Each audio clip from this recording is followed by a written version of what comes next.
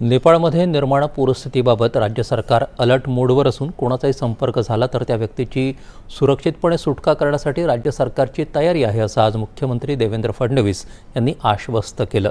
ते आज मुंबईत पत्रकारांशी बोलत होते। नेपाळमध्ये पुराच्या परिस्थितीत अडकलेल्या महाराष्ट्रातील पर्यटकांशी मुख्यमंत्र्यांनी व्हिडिओ कॉलद्वारे संवादही साधला। पर्यटकांना सुरक्षितपणे महाराष्ट्रात आणण्यासाठी प्रशासनाला आवश्यक ते निर्देश दिले आहेत। परराष्ट्र मंत्रालयाशी देखील संवाद साधून त्यांच्या सुरक्षित परतीला प्राधान्य देण्याबाबत पाठपुरावा करण्यात आला आहे असं त्यांनी सांगितलं।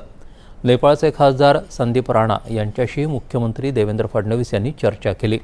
दरम्यान नागपूर जिल्ह्यातील स्वामी महाराज यांच्या समूहासोबत नेपाळमध्ये गेलेले 110 नागरिक सुरक्षित असल्याची माहिती राज्य आपत्ती व्यवस्थापन विभागानं दिली आहे।